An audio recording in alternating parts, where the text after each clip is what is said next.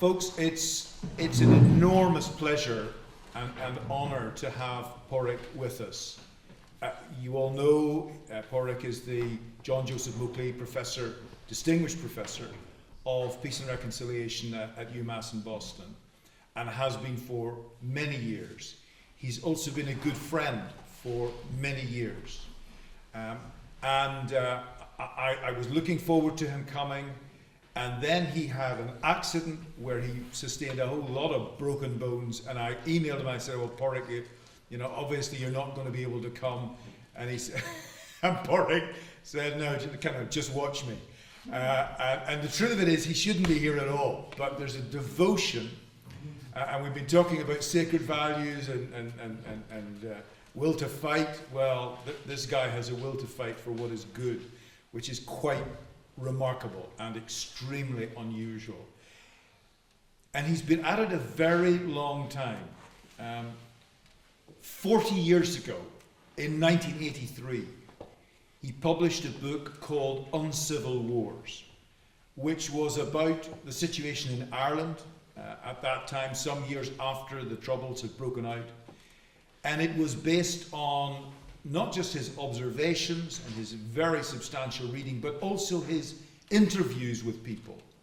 And he had a remarkable capacity both to persuade people from very different political backgrounds to be prepared to meet with him, and also he was able to draw them out in a quite remarkable way. And that book on civil wars, which you returned to, I think, 3 times perhaps, and updated and republished and so on, was a really very important volume altogether.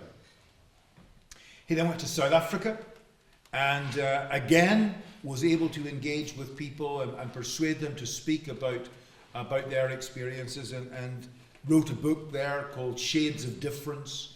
He wrote a lot about South Africa. And in fact, I hadn't heard from him for quite a while, and I thought, well, has he disappeared? Has he died? Or what on earth's happened? And then one day I was sitting in my front room at home in Belfast, and the phone went, and I lifted the phone, and I heard this voice saying, "Hello, John, it's Pádraig here." I says, "Where are you?" He says, "I'm down the road." I said, "Well, come up the road and come and let's sit and have a conversation." And he came in and sat down, and we started to catch up and talk about things. But of course, he had an agenda which was not just renewing acquaintance with an old friend. He said, "Look, we've looked at the situation in South Africa, we've looked at the situation in Northern Ireland. There are things that we've learned. I wonder if something is not possible in the Middle East. And I know you've been going there a lot, and you have a lot of contacts with people. Would you give me some of your contacts of people there? And I want to go and I want to spend time and I want to see if it's possible." And he went out there, and in fact we met out there. I remember spending an evening in the YMCA building just opposite the Abraham Institute. Yeah, yes, that's right. And he came back and he wrote a book called The Two-State Delusion, because he very honestly and rigorously inquired into things. And now he has produced another remarkable book. He's gone back to look at the Irish question, and he's produced this book, Perils and Prospects of a United Ireland. So, Pádraig, first of all, I want to ask you to say a bit about why you wrote this book at this time, and what's the message that comes out of the book? What, in your many interviews, because again, like South Africa, like Ireland earlier, like the Middle East, your work is based on interviewing people who are involved in the whole thing. What came out of it all for you? Thanks, John. That kind of introduction, the fewer words I can say, the better, not the more. And I'd like to thank Pat Keefer, my partner, who's here, for had she not wheeled me through various airports, dragged wheelchairs, walkers, luggage, and whatever, I wouldn't be here. Indeed. And congratulations, John, on the 10th anniversary of Crick. And I look around the table now, and I believe about half the people here have been published in the New England Journal of Public Affairs. And I look forward very much to the next edition, which you will be editor of, The Changing Character of War. I suppose I thought after I wrote another book called Biding at the Grave, that was about the Irish hunger strikes, and really all about sacred values and the fusion of identity among the hunger strikers at that time. And after the event I did in South Africa with the Northern Irish, I thought I was finished with Northern Ireland. And after the book on the Middle East, I took a break for a couple of years. But the more the Good Friday Agreement progressed, and the more conversation, I would say buzz, there was about a united Ireland being somehow imminent, I just had this feeling that there were an incredible number of delusions playing out and possibly influencing the way policy was made. So I felt I had one more book on Northern Ireland left, and it was during the period of COVID. So I introduced just about 100, mostly political leaders from all parties in Northern Ireland, and a sampling from the Republic, by Zoom. I had done 19 of the interviews before COVID, and it's another conversation about the differences between doing an interview in person and an interview on Zoom. Like with Zoom you can get conversation and actually people speak longer. But with in person you have those tactile functions that allow you to interfere gently with the conversation and steer it more in one direction or another. So the main conclusion I came to was that a united Ireland is not imminent.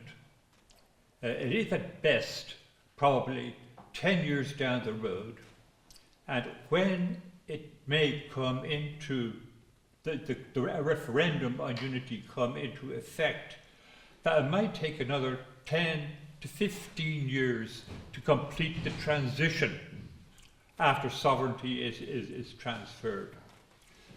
There are some there are some key, you have this odd situation, first of all. The Good Friday Agreement says that if the Secretary of State for Northern Ireland, if it appears to the Secretary of State for Northern Ireland that a voting majority would support Irish unification, he shall call a referendum. Now the question you ask is, what do you mean by if it appears likely to him? It can mean anything. He can get up one morning after a night out in the town, have a hangover and say, oh God, I just call a United Ireland referendum. It's in my gut this morning, I know it. So there are a number of metrics that one could actually gauge the level of support for United Ireland. I won't go through all of them, I think I went through them last year. But the bottom line is there's no metric that makes it possible to gauge support for Northern Ireland that would test the measure of 50% plus 1. We'll go back to 50% plus 1. And these are whether people vote or in about the 26 to 30 polls conducted by different organizations and NGOs and by academic research, by commercial research firms. There is has been no majority for a United Ireland in any of them. And maybe the most important of the recent polls was by the Irish Times, like the Irish newspaper of record, that did a 1,000-person sampling in person in Northern Ireland and published its results last December. And the key result, in a way, was that 21% of Catholics in Northern Ireland would prefer to stay in the UK. Now, there's been another delusion was, well, as soon as Catholics become a majority, or the largest or a plurality, well then they'll all vote for United Ireland.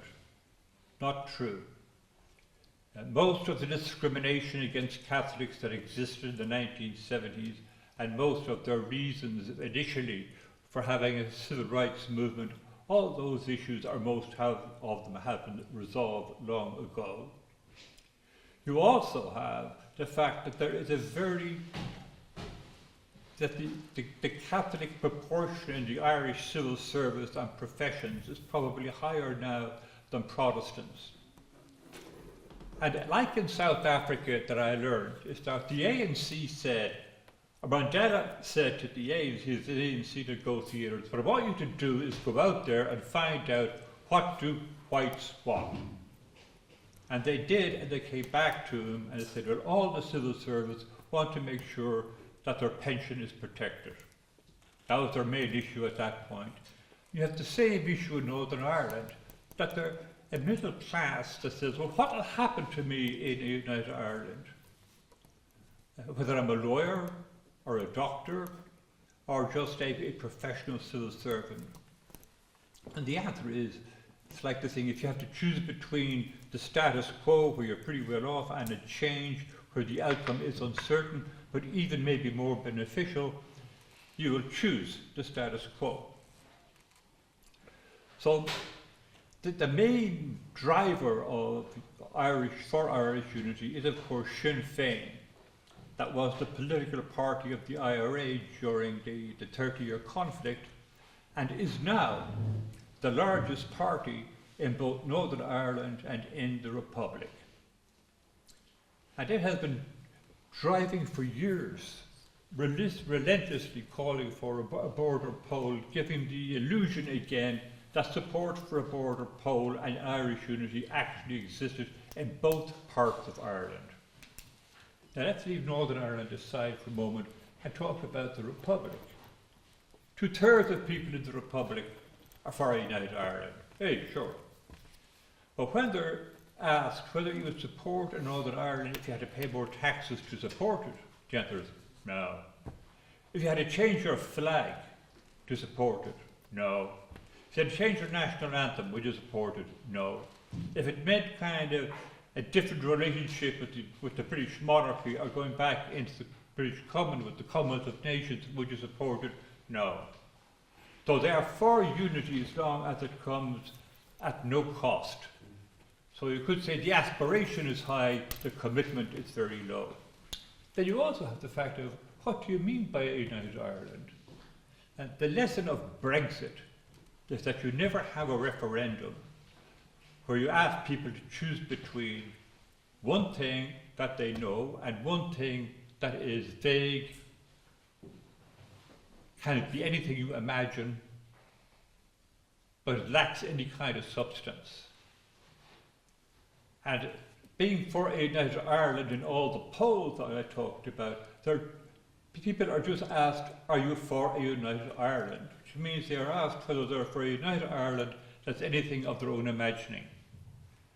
Now, when you start driving this down, it means that in a referendum on unity, the kind of all-Ireland entity that's on offer by the South, by the Republic, has to be worked out in great detail beforehand so people know exactly what they are voting for.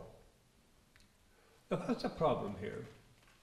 The problem is that one sovereign nation, i.e. the UK, will call the referendum. A second sovereign entity will prepare the question for that referendum. Now, there's been no agreement on this. And the only way that this can be accommodated is that you have to have the two governments working over years together. So that when a referendum is called in Northern Ireland, and the kind of offer in Northern Ireland somehow are synchronized. Now there's another problem here. Right now there's no power sharing agreement in Northern Ireland, which means strand one of a three-strand agreement isn't working any longer. In fact, strand one of the power sharing agreement hasn't worked for 1/3 of the 25 years it's been functional or non-functional. So, right now, if indeed somehow that power sharing agreement was reintroduced and you had Sinn Féin and the Democratic Unionist Party once again sharing power but in reverse roles, with Sinn Féin as the First Minister and Jeffrey Donaldson as Deputy First Minister, or somebody from the DUP First Minister. If they saw any Irish government begin to seriously interrogate the question of Irish unity, they would automatically collapse that strand of the agreement again, and you're back to square one. And this takes me back to something that you raised during the Good Friday Agreement. The Good Friday Agreement is structured in the first strand, on the power sharing strand, that the largest nationalist party and the largest unionist party will together share power as the representatives of their two communities. What it didn't provide for was there ever would be a centre ground.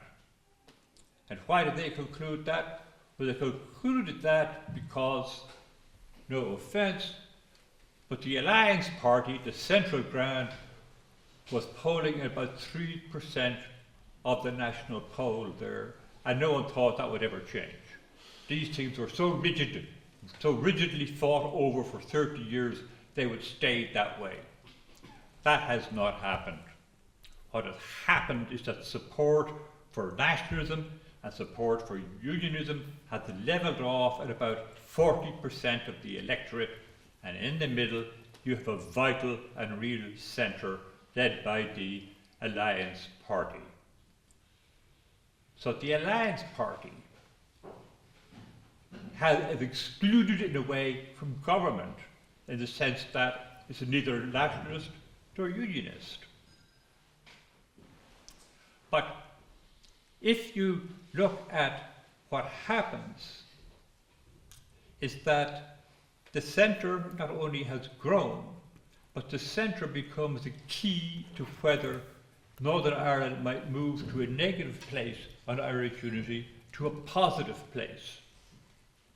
And that would happen only if Sinn Féin, the Republican Party, the SDLP, the Nationalist Party, and the Alliance Party, if all their members of the Northern Ireland Assembly were to pass a resolution asking the Secretary of State to call a referendum, then that would be a majority of the Northern Irish Parliament on behalf of the people of Northern Ireland was asking for a referendum.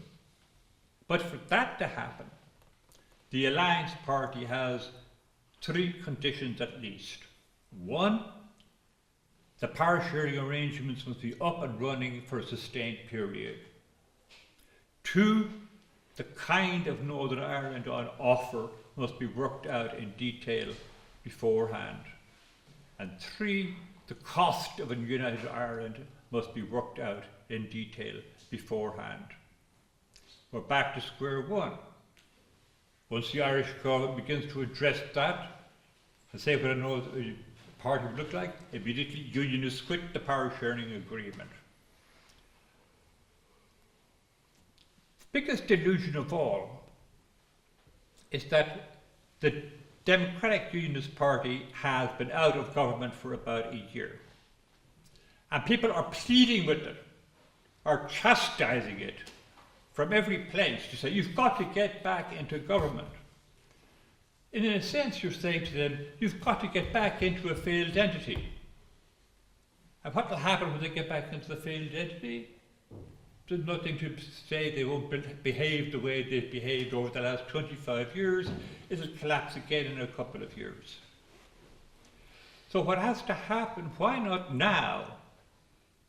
The British and Irish governments saying plainly, this agreement on Strand 1 does not work. We are calling a second St. Andrews Agreement this was an agreement not often talked about that happened subsequent to the Good Friday Agreement, amended it to allow Sinn Féin and the DUP to share power.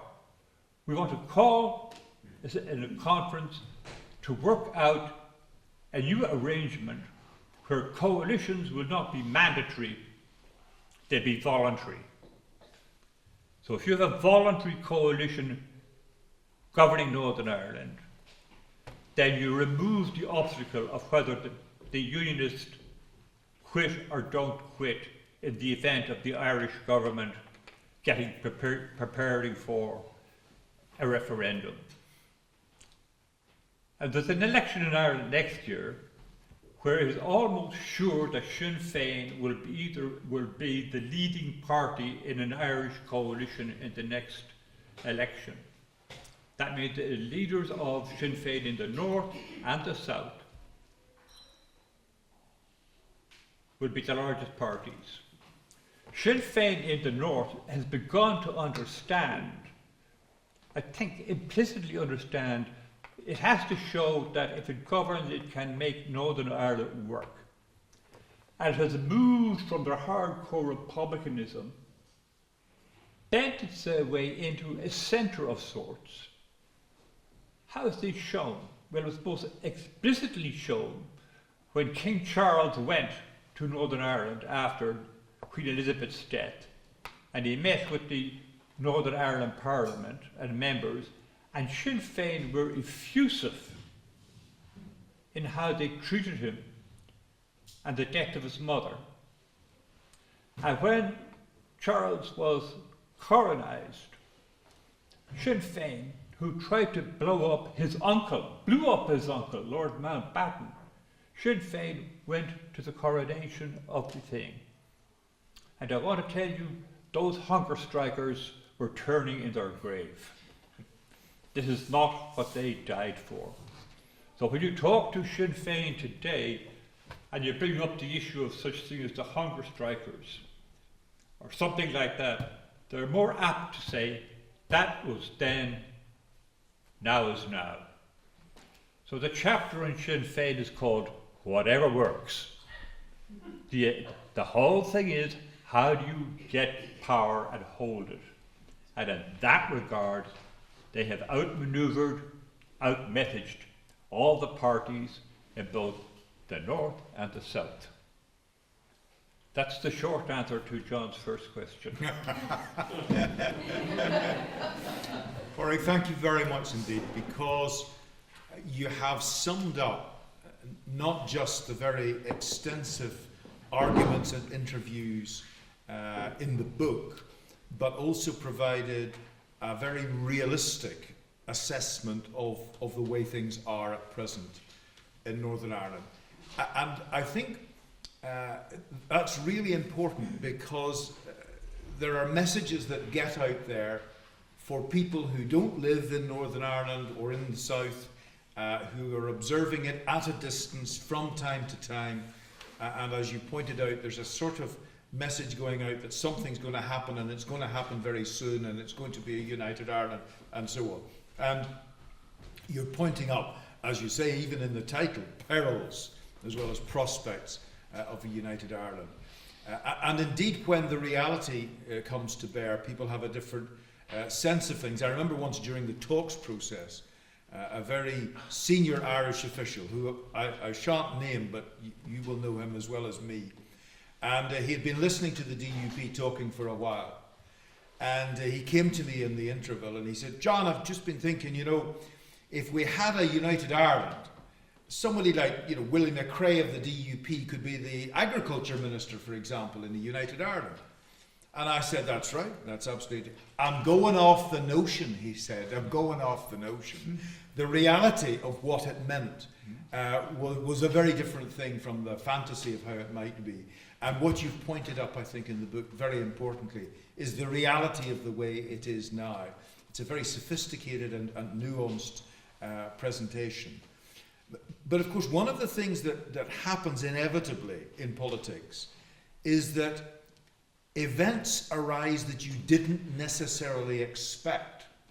And that changes things. So one of the things that Cedric was talking about right at the very beginning was the unpredictability because of the complexity. And I think one of the things, for example, that has happened is the whole business of Brexit. Brexit was not expected to happen. It was not something we factored into the talks process. We did factor in fact, it was one of the major drivers for me into the Good Friday Agreement, that if we could get the killing stopped for long enough, the dynamics would begin to change. Because when people are being killed, it affects people enormously, and it was never going to be possible to develop a shared future if people were still being killed. But if the killing stopped, some things could change. What we didn't expect was Brexit.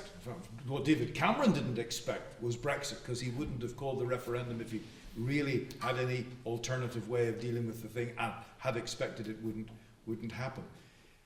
I get a sense that Brexit and some other developments, for example, the virtual collapse of the National Health Service in Northern Ireland, which was one of the things many nationalists said we wouldn't trade for a united Ireland, that we won't give up the NHS, but the NHS is no longer working in Northern Ireland. Brexit has changed attitudes. And I wonder if you've any thoughts about those kinds of changes that are not exploring, explaining, and laying out the situation as it is now, but things that could change for one direction or another, progress towards a united Ireland or changes in that direction. Well, the one that comes immediately to mind that has, again, in terms of just a dynamic change, has been the whole question of identity. Until polls taken again from the 1960s through the early 2000s would have shown that the two prominent and lasting identities, when people ask what their identity, how they describe their identity, was British or Irish. British if you're a Unionist, Irish if you're a Catholic. Again, very little middle ground.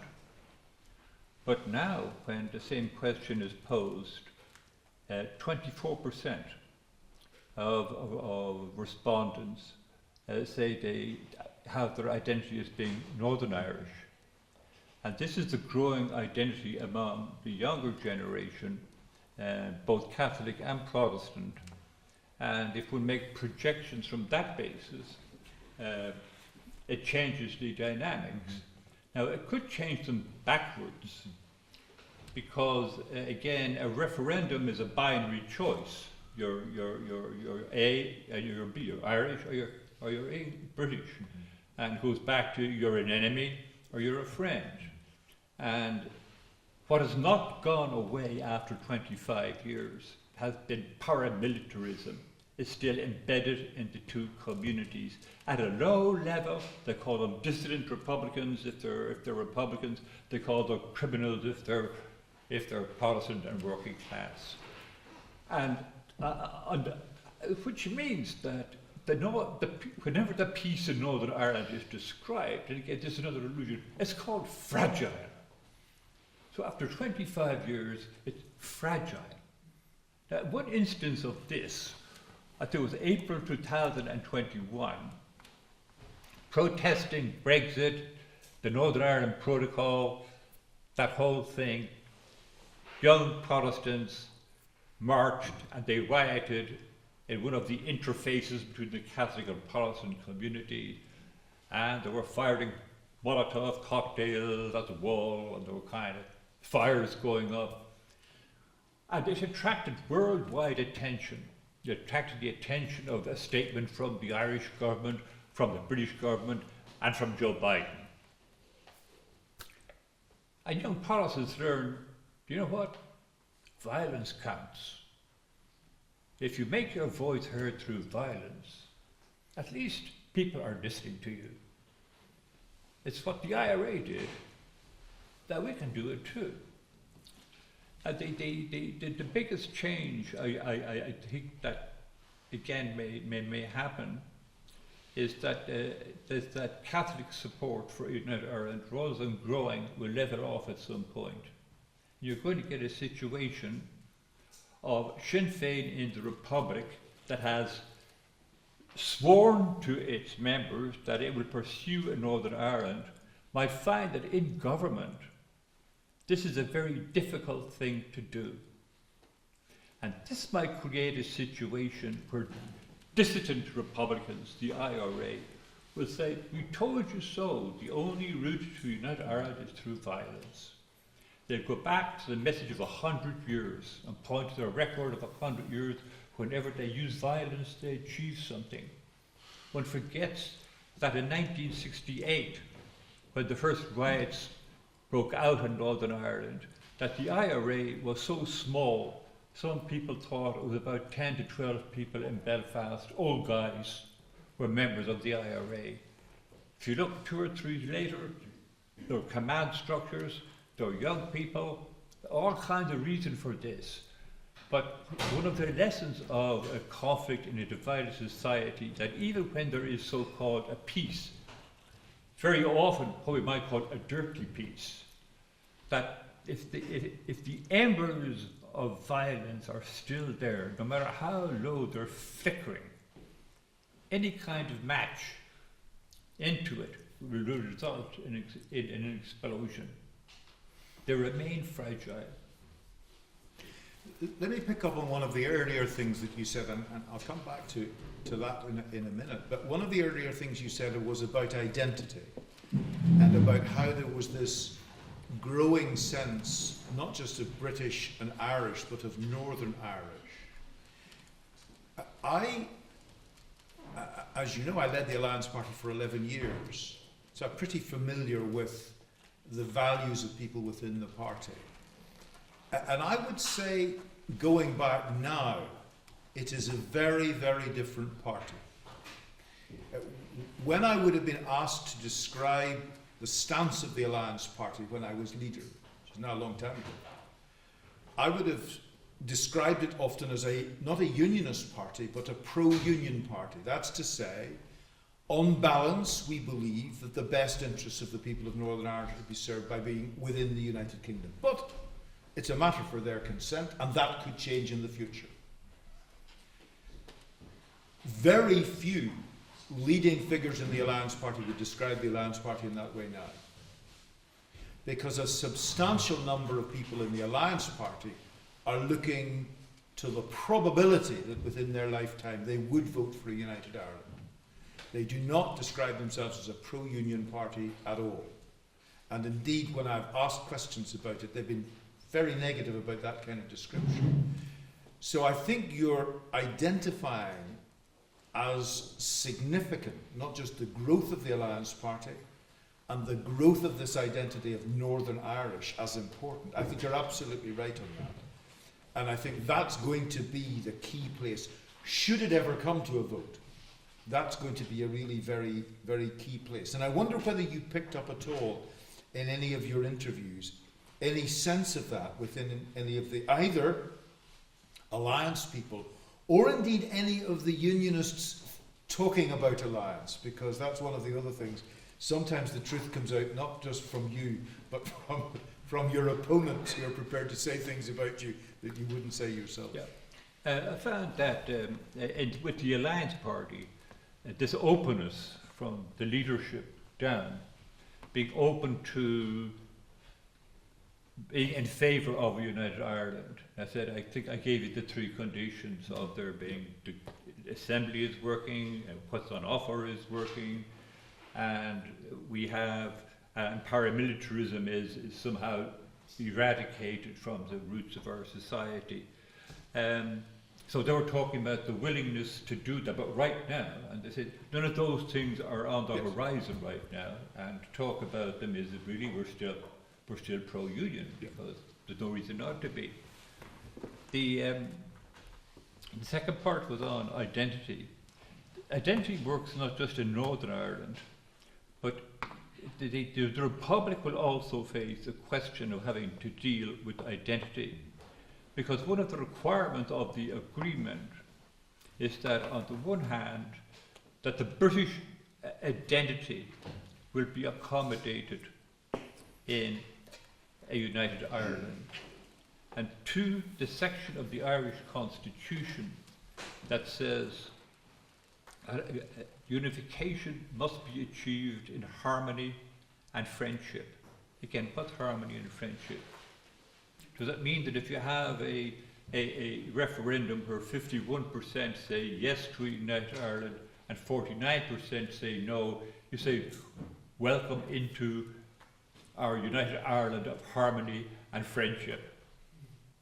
Which leads to the conversation that's going around 50% plus 1, where most of the people I interviewed on both sides agree that any border campaign that is conducted in a fairly volatile situation is going to make it more volatile. That it'll be low-level violence. As one respected person who I won't say said, I can't, Dr. Paul Nolan, an eminent researcher in Northern Ireland, said, all it will take to stop United Ireland, he said, and I hate to say this, is one bomb in Dublin. Because there have to be 2 poles. And even though the agreement says they have to be concurrent, concurrent doesn't mean simultaneous. And it makes sense that the people in the Republic would only vote on unity after they see how people in Northern Ireland do. And obviously if people in Northern Ireland vote against having joined United Ireland, there'll be no point in having a poll in the Republic. So people in the Republic who are for United Ireland when the referendum is called, if they had to see a campaign conducted over a year or 2 years between the calling of the referendum and the date of the referendum, if they saw that, their attitudes might very well change from being pro-United Ireland to being absent. If they saw a low level of violence, if they said, are we going to inherit this mess? Is this conflict going to, in a way, do a somersault? In the beginning, it was between a Catholic minority and a Protestant majority in a 6-county Northern Ireland. Is this now going to be a conflict between a Protestant minority and a Catholic majority in the United Ireland? So you just have to flipping the conflict rather than kind of dealing with it. And what does accommodating a British entity mean? Well, in 2085, the Irish government in the seminal Anglo-Irish agreement were able to persuade and have the British government agree that the Irish government would have an office of civil servants in Northern Ireland to look after nationalist interests. And there is no reason why unionists would not say, well, we want the same thing as the Anglo-Irish gave you in 1985.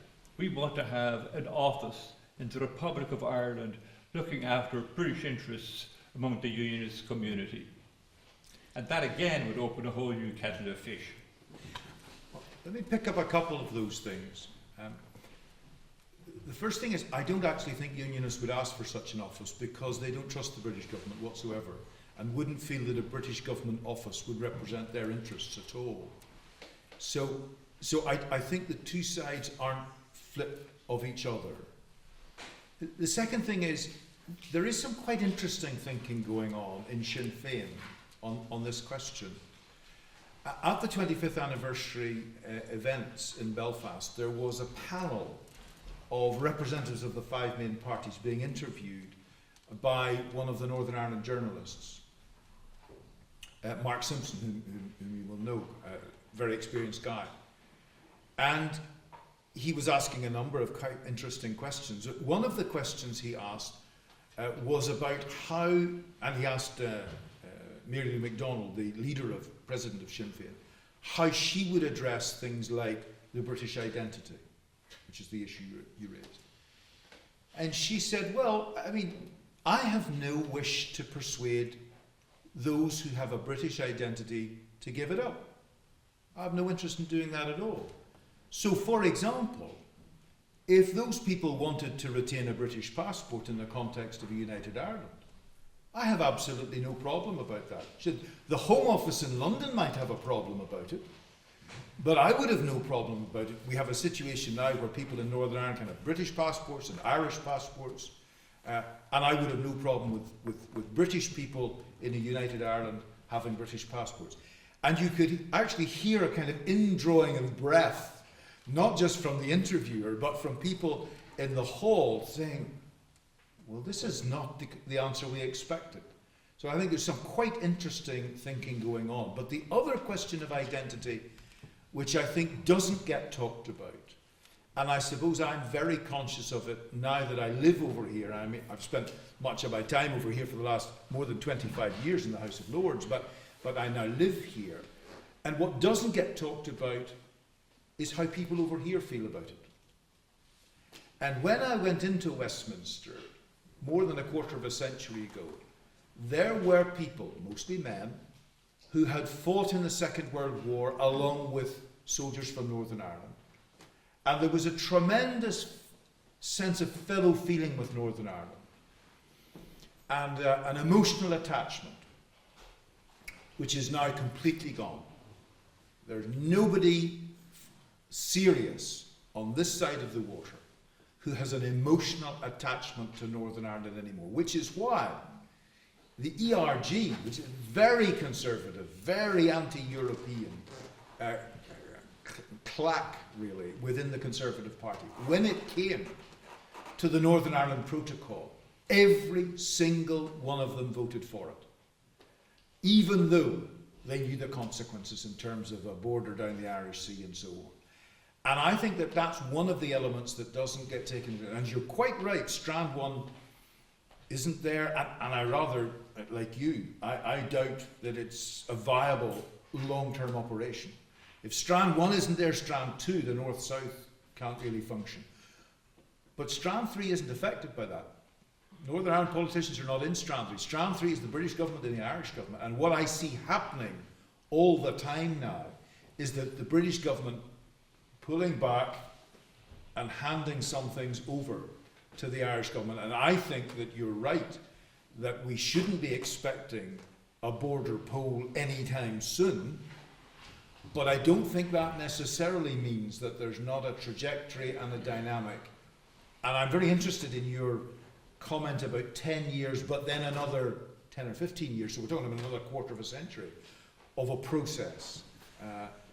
I think your time scale is very reasonable. Yeah.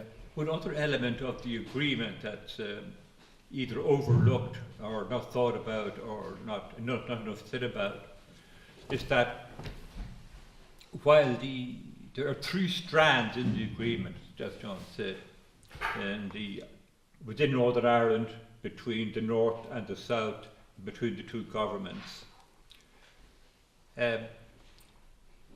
What's not said is that the agreement doesn't say that if there is a change in sovereignty, there will be the other institutions of the agreement will collapse. Mm-hmm. So what would that mean? Well, on the face of it, it would mean that Northern Ireland as a separate entity in the United Ireland would continue to exist. But instead of parliamentarians being elected to the Westminster government, they would be elected to the Irish government. There would be a change in flags in the North. So this could either be, this would be the most costless way of achieving unification and impose the least pain on both Northern Ireland and people in the Republic. That could be regarded as existing for 9 or 10 years, or a period, and as a transition phase to a unitary state. But if there was a unitary state, it would mean that there would be a bigger unionist bloc going to the Parliament in Dublin, and William McCrae would indeed be the Minister for Agriculture.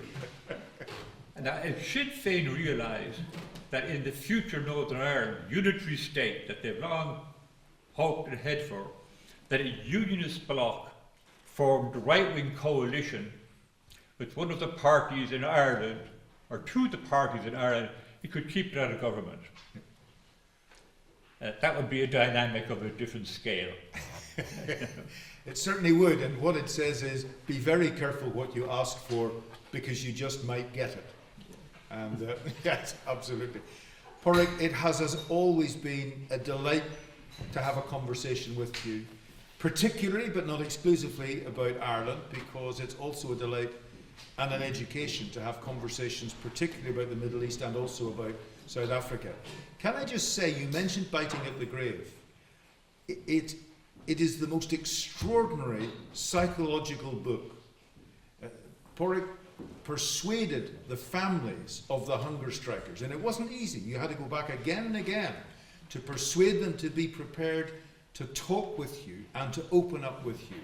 And when you did get them to do that, you were able to write a quite remarkable psychological history of the hunger strike, not just the hunger strike itself, but what it did to the families afterwards and so on. And if you want to get a sense of what that whole episode was like, and it is important not just for history and not just for Ireland, but for understanding the psychology of people who get beyond trying to maintain their own lives and are prepared to sacrifice them. And we've been talking about that earlier on. There is no book I would recommend more than Biting at the Grave to understand that whole question of the preparedness to sacrifice and the consequences for the families going on for many years after that. The book is here, this one, Prospects and Perils. The credit card machine is here. You can purchase it. I looked up just before we came to do this. The recommended retail price is £35, but you can get it for £20 here today. Pádraig, thank you so much. Thanks, John. Great to see you. Yeah. And what an education to listen to his experience.